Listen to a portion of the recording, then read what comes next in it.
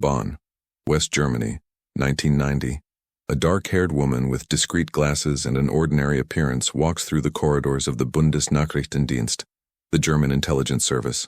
Gabriele Gast is 43 years old and has just been promoted to deputy head of the East German Analysis Division. She smiles at colleagues, discusses confidential reports, and participates in strategic meetings about the recently fallen Iron Curtain. No one suspects that, for almost 20 years, every document that passed through her hands was photographed, copied, and sent to East Berlin. No one imagines that the woman sitting next to them in the briefing rooms, the brilliant analyst whom everyone respects, is one of the Stasi's most valuable agents. Until, on a cold February morning, two investigators knock on her door. The game is over. Gabriele Gast's story doesn't begin with espionage. It begins with a young woman born in 1949, the daughter of a West German middle-class family, growing up in the shadow of the Berlin Wall. The 50s and 60s were marked by nuclear paranoia, by the brutal division of Germany into two opposing ideological worlds. On one side, West Germany, integrated into NATO, rebuilt with American money from the Marshall Plan and monitored by the CIA. On the other, the German Democratic Republic, a socialist state under Soviet control, monitored by the KGB and the dreaded Stasi, the Ministry for State Security, the secret police and domestic intelligence service of East Germany. Between these two worlds, a fortified border cut through families, friends, and memories. The Cold War wasn't just a conflict between distant superpowers. It was the daily reality for millions of Germans who woke up knowing that their neighbors, on the other side of the border, lived under a completely different system. Gabriele grew up in this divided environment, but her academic trajectory seemed promising and conventional. She studied history and political science, standing out for her analytical intelligence, language skills, and ability to synthesize complex information. In the early 70s, she got a job at the Bundesnachrichtendienst, the BND, the German equivalent of the CIA. She wasn't recruited as a field agent but as an analyst specializing in East German affairs. Her job was to read reports, assess political movements in the Soviet bloc, identify trends, and anticipate crises. It was a technical, cerebral position, seemingly distant from secret and dangerous operations. But precisely for that reason, it was strategic. Analysts like Gabriele had access to practically everything: reports from agents infiltrated in the East, CIA assessments of Soviet leaders, military contingency plans, analyses of dissidents and resistance movements.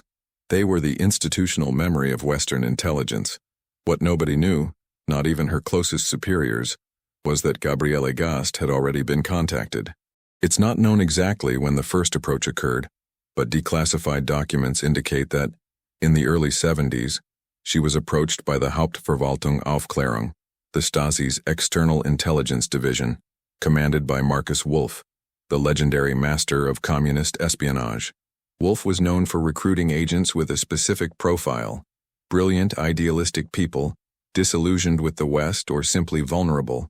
Gabriele was neither a passionate revolutionary nor a fervent communist.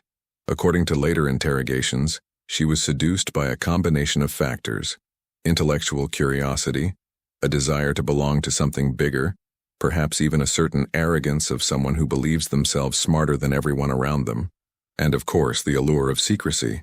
The Stasi offered more than just money.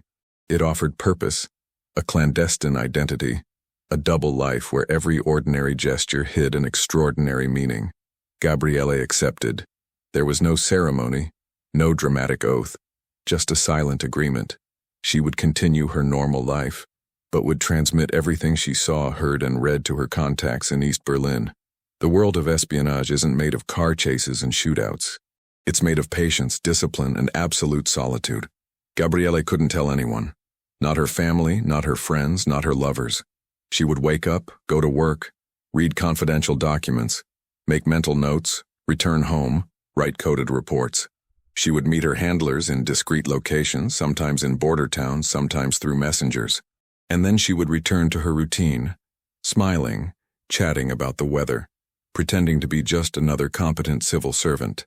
The first indication that her life would never be the same again was simple. She began to see her colleagues, not as people, but as sources of information. And she realized, with a chill she never mentioned to anyone, that she liked it. The recruitment of Gabriele Gast followed the classic method of the Hauptverwaltung Aufklärung, Higher Enlightenment Office. Marcus Wolf, the man who directed this spectacular operation, was obsessed with long-term infiltration. He didn't want occasional informants or agents acting on impulse. He wanted sleepers, deep moles, people who would fully integrate into the Western system and remain active for decades. Wolf knew that the Cold War would not be decided on battlefields, but in secret reports, political decisions, and strategic analyses. Therefore, he prioritized recruiting people who had direct access to the heart of Western intelligence. Gabriele fit exactly that profile. The process began with conversations. There were no threats, no blackmail, just long intellectual dialogues where her manipulators made her question the contradictions of capitalism, the hypocrisy of Western democracy, American militarism. They didn't ask her to betray her country. They asked her to serve peace, truth, the balance of power that would prevent nuclear war. It was a seductive narrative for someone young, idealistic, and too intelligent to accept simple propaganda. Gabriele wasn't naive. She knew she was being manipulated, but she accepted the manipulation as an intellectual game, a personal gamble, and gradually, she was trained. The training didn't take place in a secret academy. It happened in real life, through discrete instructions, small tests, successive layers of trust. She learned to use blind spots, places where she left coded messages to be picked up by Stasi contacts. She learned basic clandestine photography techniques, using miniaturized cameras hidden in common objects. She learned to memorize complex information, to never write down anything incriminating, to create plausible excuses for suspicious trips or meetings. But above all, she learned to live with controlled fear. Fear of being discovered, fear of making a fatal mistake, fear that a suspicious colleague would notice something strange in her behavior. This fear never disappeared. It only became familiar, like a chronic pain that one learns to ignore. Her first missions were tests, small reports, public information mixed with confidential details, nothing that could seriously compromise her if intercepted. The Stasi wanted to see if she was trustworthy, if she could remain calm under pressure, if she had enough discipline to follow rigorous protocols. Gabriele passed all the tests. Her deliveries were punctual, accurate, and discreet. Her contacts began to ask for more details about the BND's internal structure, more names of Western agents operating in the East, more assessments of American policies towards the Soviet Union. And Gabriele delivered everything. She had privileged access. As a senior analyst, she read reports that came directly from the CIA, the British MI6, the UK's Secret Service, and other allied agencies. She read assessments of Soviet leaders, military plans, and ongoing secret operations. And everything she read, she passed on. The personal cost was immediate.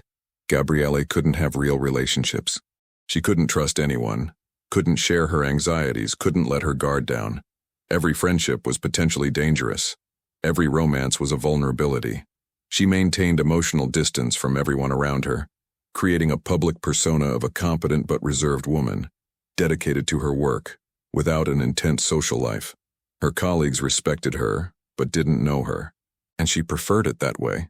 The fewer human connections she had, the less chance she had of being exposed. Loneliness was the price of security, but there were moments of doubt. Gabriele was never a fanatical ideologue. She didn't blindly believe in communism, nor did she completely despise Western democracy. She saw contradictions on both sides. She saw authoritarianism in East Germany, but she also saw poverty and inequality in the West. She saw political repression in the East, but she also saw media manipulation in the West. Her loyalty to the Stasi wasn't driven by absolute conviction, but by a complex mix of intellectual pride, personal defiance, and perhaps a deep need to feel special. She wasn't just another civil servant. She was an invisible agent, someone influencing the course of history without anyone knowing. This fascinated and terrified her at the same time. And, as the years passed, the line between who she really was and who she pretended to be began to disappear. Gabriele Gast, the respected analyst at the BND, and Gabriele Gast, the Stasi spy, were no longer two different people.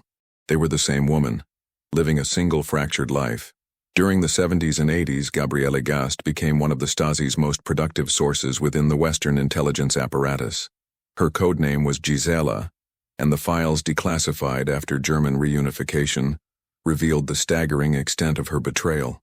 She passed on thousands of confidential documents, reports on CIA operations in Eastern Europe, analyses of political dissidents in the Soviet bloc, detailed assessments of the American containment strategy, information on Western agents infiltrated in East Germany, some of whom were arrested and executed based on data she provided.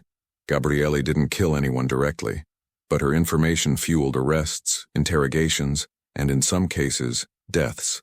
She knew this, and she continued. The environment in which she operated was one of permanent institutional paranoia.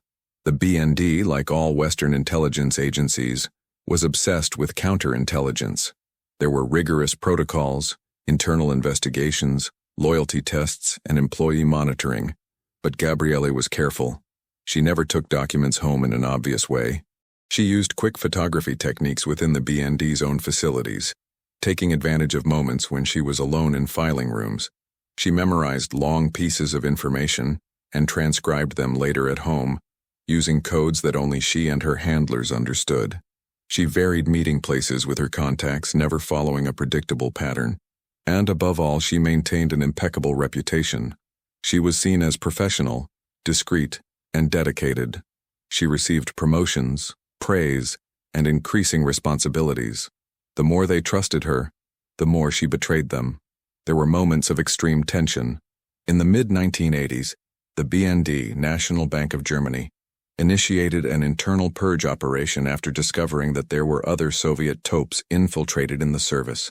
Several employees were investigated, some dismissed. Gabriele underwent routine interrogations, polygraph tests, security reviews. She lied perfectly. Her heart rate remained stable during the tests. Her answers were convincing. She passed all the checks without raising suspicion. But internally, the terror was absolute. She knew that one mistake, one unfortunate coincidence, one overly observant colleague, and everything would crumble. She slept poorly, developed ulcers, took tranquilizers, but she never showed weakness at work. The mask never slipped. The moral dilemma haunted her silently. Gabriele wasn't a psychopath. She was aware of what she was doing. She knew her information harmed real people, dismantled legitimate operations, and put lives at risk. But she justified her actions through a complex narrative. She was serving the balance of power, preventing the West from gaining an absolute advantage, contributing to peace through equal access to information. It was a flimsy rationalization but sufficient to allow her to continue. And then there was pride. Gabriele was good at what she did. Very good. She knew she was one of the Stasi's most effective agents, that her reports were read by the highest echelons in East Berlin, that her work had strategic impact. This fueled her ego, gave meaning to her loneliness, to the constant lies, to the permanent fear. The most important missions involved analyses of American nuclear policy. During the Pershing II missile crisis, with missiles installed in West Germany in the early 1980s, Gabriele had access to detailed assessments of NATO strategy. She passed everything on to the Stasi, which in turn shared it with the KGB. The information helped the Soviets calibrate their own military responses, directly influencing arms control negotiations. Gabriele wasn't just stealing documents. She was altering the course of the Cold War. And she did it without theatrics, without drama, simply carrying out her daily routine at the BND. The banality of her betrayal was perhaps the most disturbing aspect. She wasn't a passionate revolutionary or a cinematic villain.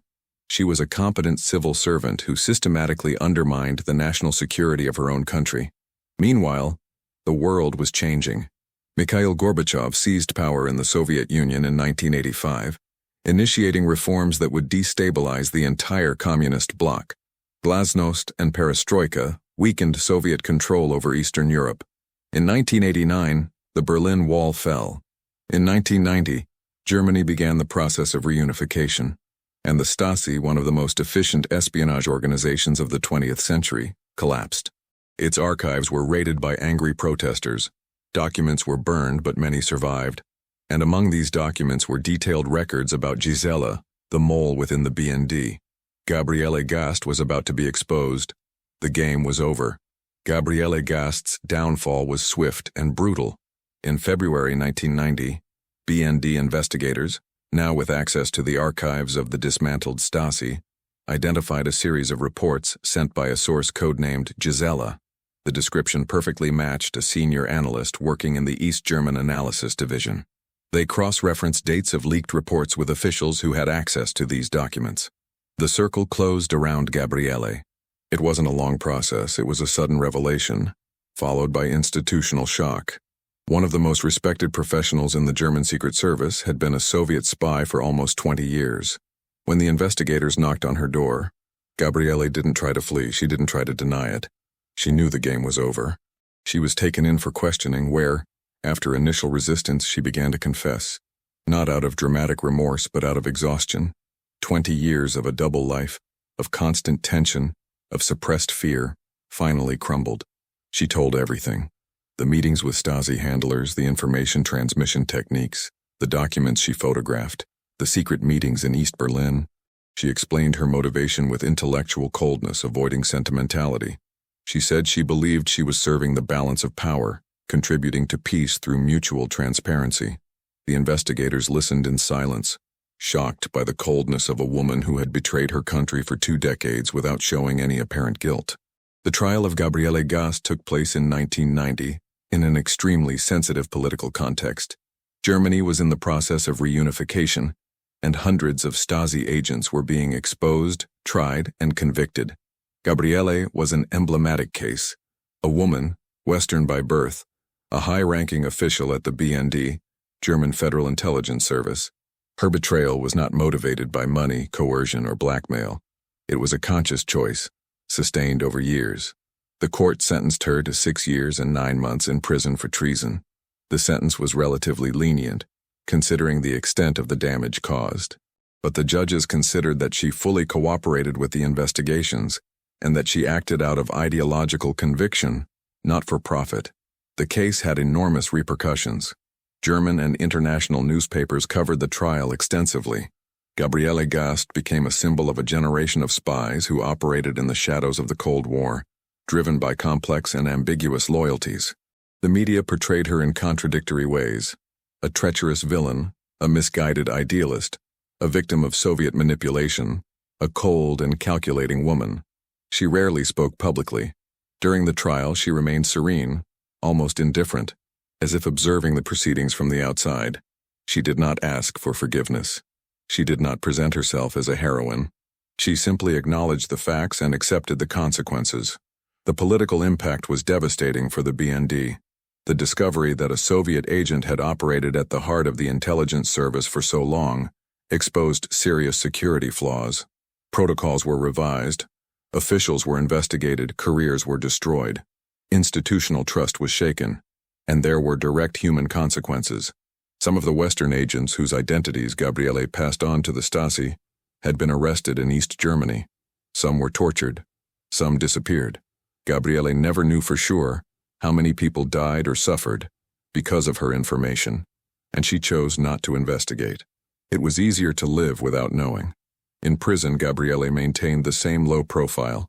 She served her sentence without incident, avoiding interviews and keeping her distance from other prisoners. She was released in the mid-90s, after serving most of her sentence. She left prison older, thinner, and still silent. There were no crowds waiting for her, no emotional family, no photographers. Just a middle-aged woman, a former spy, walking alone towards a life she would have to rebuild from scratch. The price of espionage was not just prison. It was absolute loneliness, the loss of identity, the weight of knowing that she had dedicated the best decades of her life to a cause that had completely collapsed.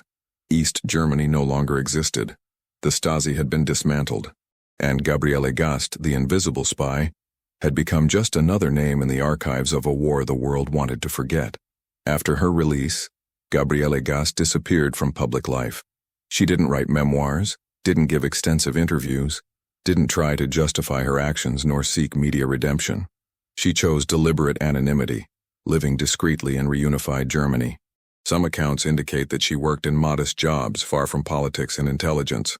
Others suggest that she isolated herself completely, avoiding contact with people who might recognize her.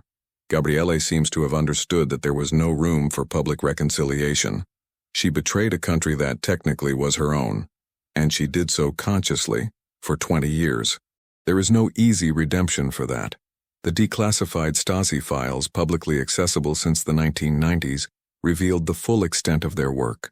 Researchers and historians analyzed their reports, cross-referenced information, and attempted to quantify the damage caused. The conclusions were disturbing. Gabriele GAST was one of the most productive and enduring agents of East German intelligence infiltrated into the West. She did not operate in the field, did not face direct physical risks, and did not participate in dramatic operations.